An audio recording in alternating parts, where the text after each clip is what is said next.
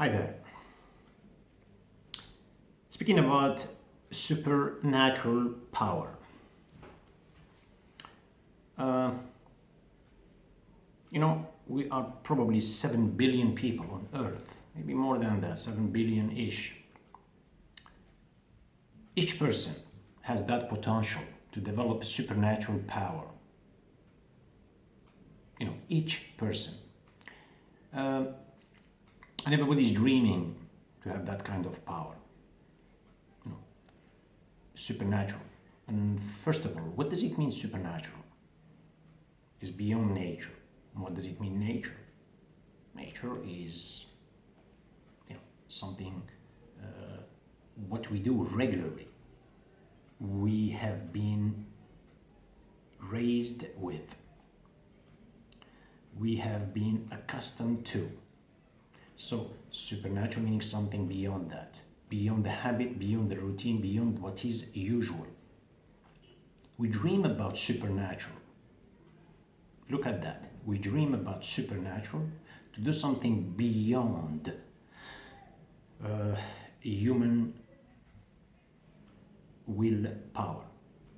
Yet, we like to be systemized. We create systems, we create curriculum for ourselves, and we want to live beyond that. It's a contradiction, paradoxical. If a person goes with this intention, he knows, in other words, he wants to develop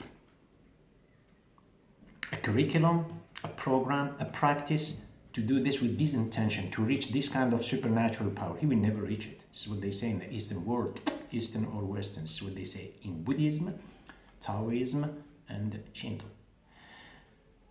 So, a supernatural. Why everybody is dreaming about that? Why?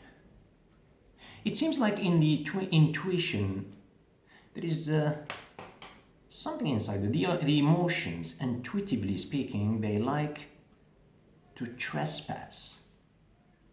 To go beyond something is like to trespass a wall or pierce a wall, to break a wall, to go, to fly. But why? It's because the intuition, they were there.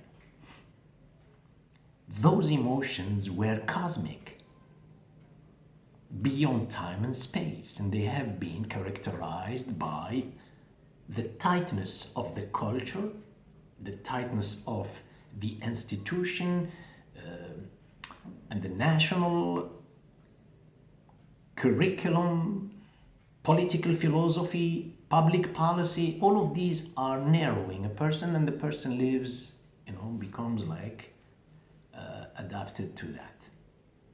So that's why the intuition is like a little baby that hasn't been indoctrinated by any fabricated dogma, wants to fly, wants to walk on the water, wants to go to its original state, primordial state. It is within every human being. As I said, if a person goes with this intention, he will never reach that. So, this kind of free will in human being, you rely on it, of course. You say, my free will, the free will, which means I do whatever I want. But the willpower, it's like the bootstrap. From that willpower, which is mine, I develop that in order for me to reach this kind of destination or this kind of achievement, mine. Are we correct or we are not correct? Am I correct with this kind of analysis or not? We shall see. We're going to put this aside. We're going to go to math. I don't know, I've never been good at math. I'm not good at math, but I'm good with the number one. So, when it comes to quantifying in life, there's only the number one that exists. Number two doesn't exist. Number three doesn't exist. Keep going. If the number one decides to withdraw itself, the number two loses its rank and takes the number one's place, which is not its and it is not his.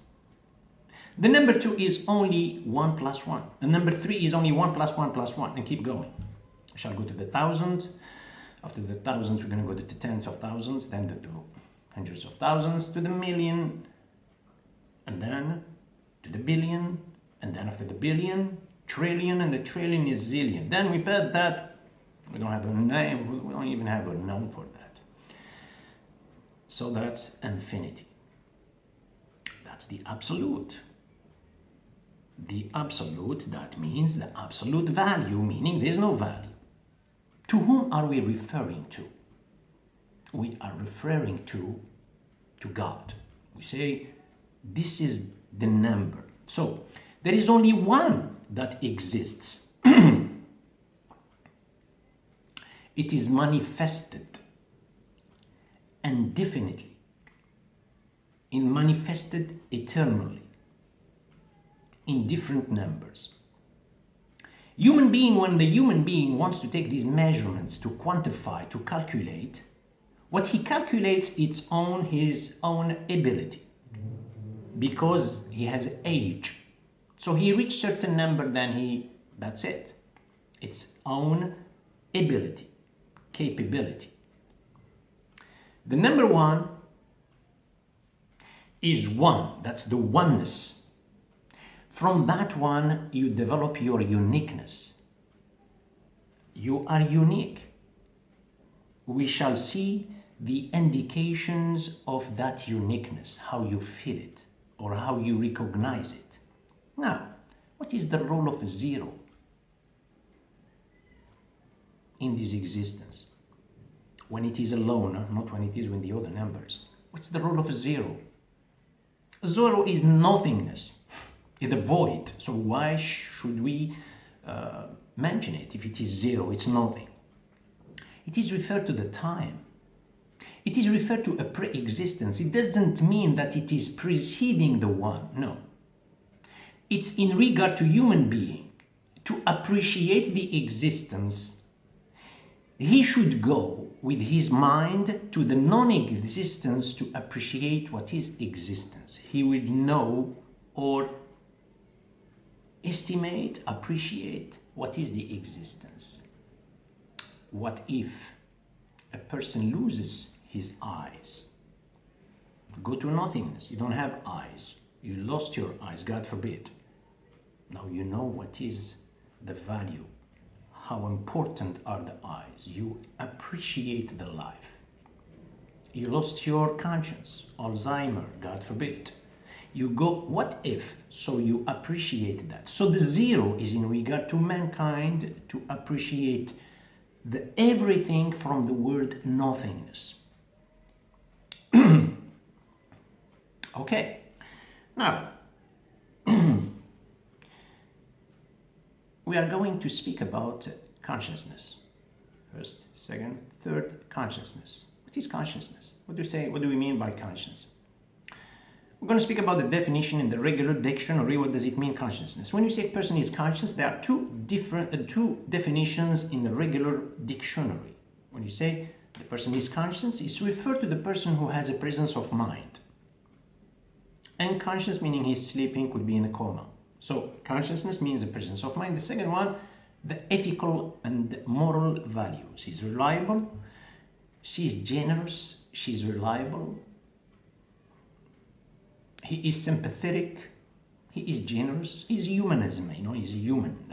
We appreciate that, we admire that. So we say he is conscious of what he's doing in life. The third definition that has never found its interpretation or exact definition in the dictionary of life, it is the inclusion of the observer. Meaning a human being is subject to an observer. You don't find this in any science. Nobody tells you the inclusion of the observer within your state of consciousness. That's a part of your conscience. You don't find it. What is the role of the observer? You are subject to an observer. We are not creating an observer. You are subject because, intuitively speaking, you are seeking, looking for an observer beyond the carton of bamboo to validate you. You are looking for an observer because there is loneliness in your state of consciousness. First victim is a baby. When we say victim, why we say victim? Because the parents, they want to implant their image. They want to, the influence of the parenthood on the kid. So the first are the parents. They implant their image. It's as if they use the kid for their extended life, extension. It's a part of them. Progeny becomes like an extension of the parenthood or ancestors. This is the first one. So the baby is constantly having the parents. Then it is his entourage. What his entourage, then he is influenced by the entourage. Entourage, that's his culture. Then he is centered by this audience. What that audience wants from him, directly or indirectly, intentionally or unintentionally, he is trying to be validated by this audience.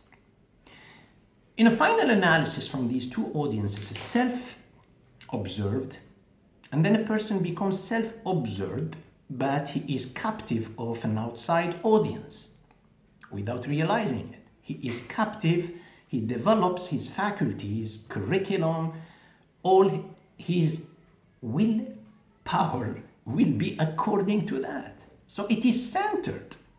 We spoke about this earlier. Are we correct or not? We are not correct with the willpower.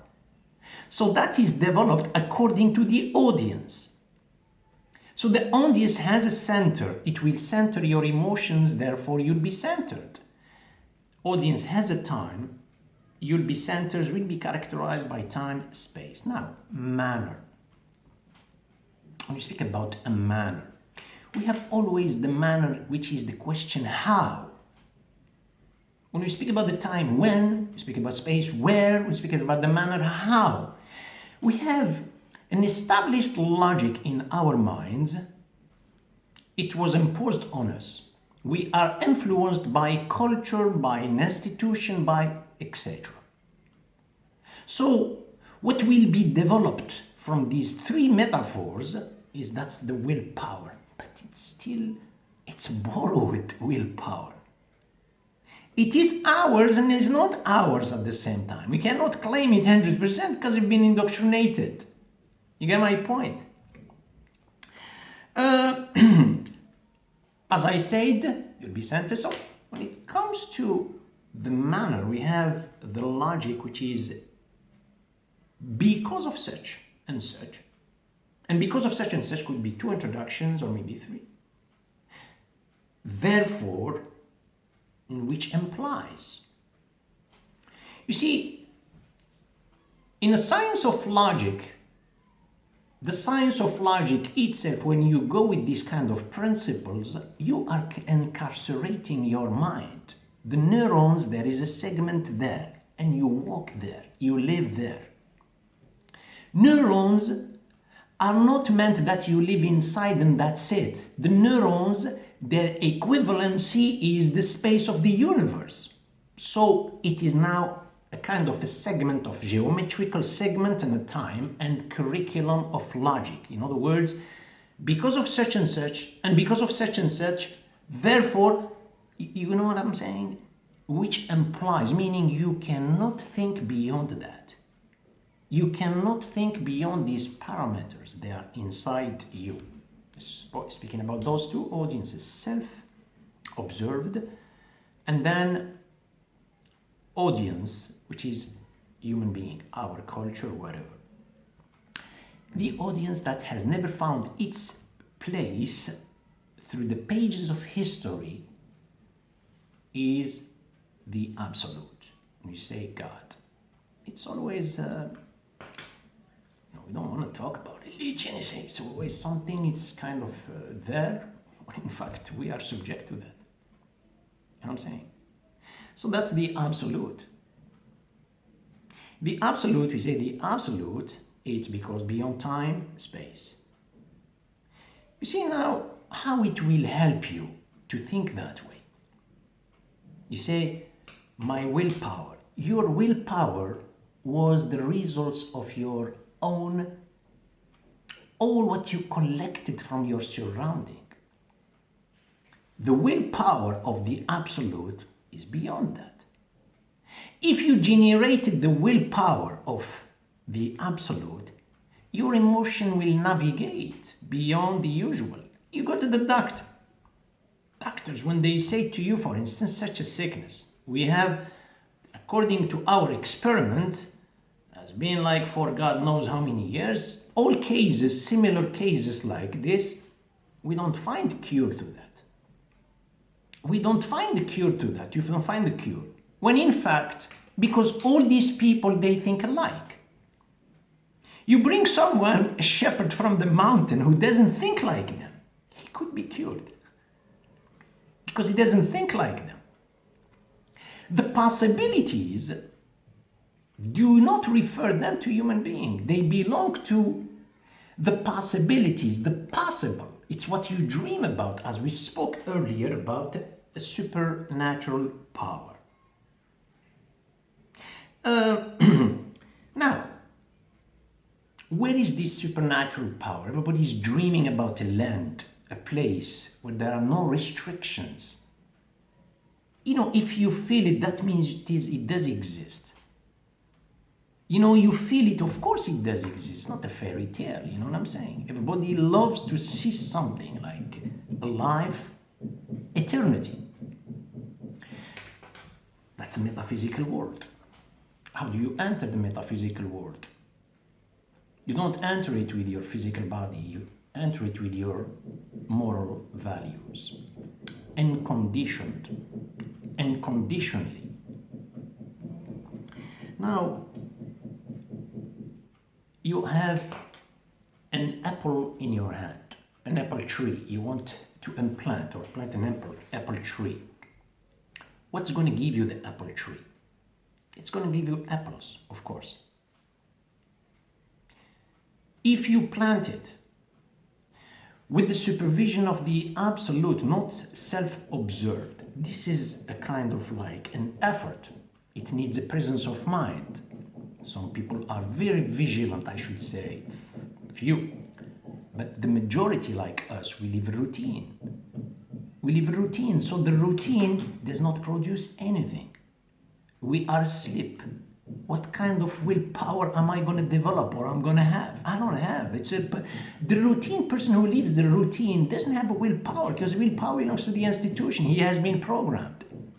Now this person, I say, you planted a tree, palm tree, with the supervision. Why we say you develop your superpower from the absolute? Because the absolute is one, that's the oneness of God. You develop your uniqueness under that kind of supervision, because I said it is manifested eternally. 5, 10,000 billion, there's no limit. You know, people say, I'm seeking the truth, and I found the truth. You know, those monks and those old like priests, and they say, if you think this way, this is a real kind of like juvenile. It's like really, they use the word is stupid. They say, you say, the truth did not ask you to find it.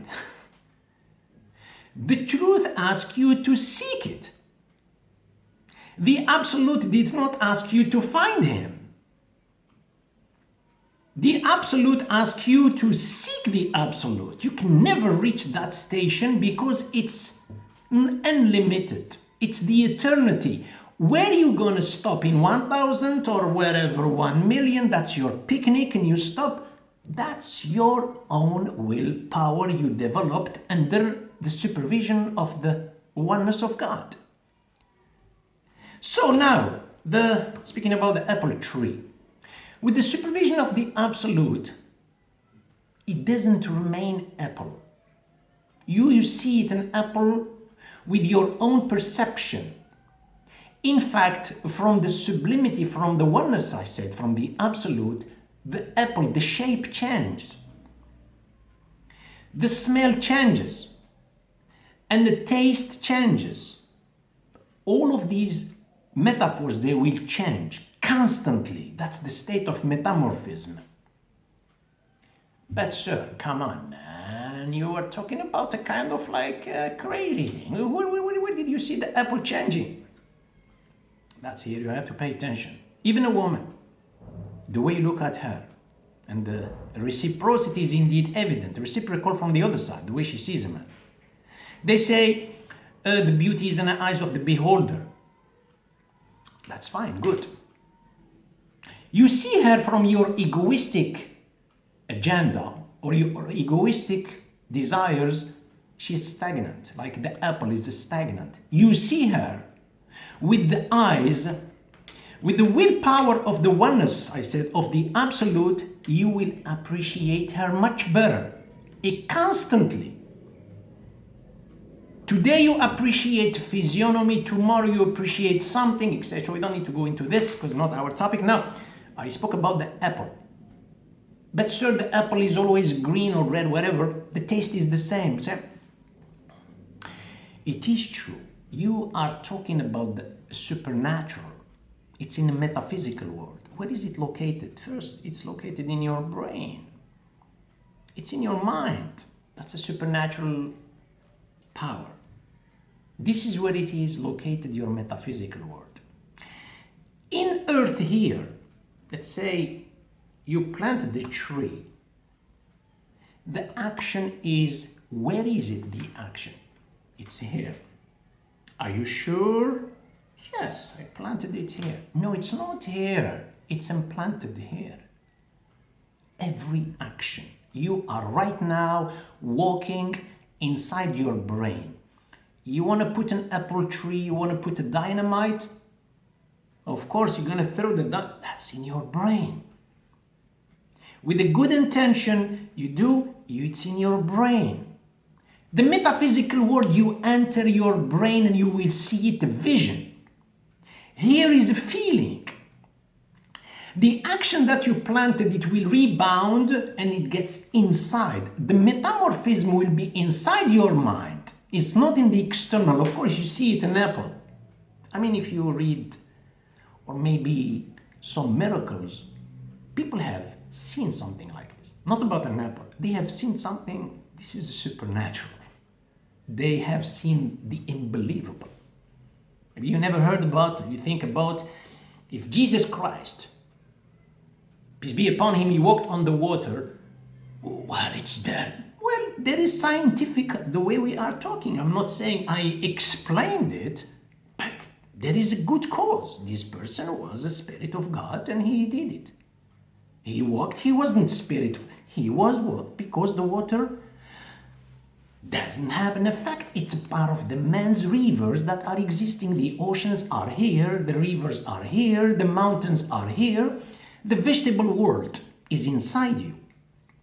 The animal world is inside you. The mineral world is inside you. You're a part of the universe. Day long. Listen, it's always a pleasure to work with a gentleman and a gentlewoman of your caliber, and I see you soon.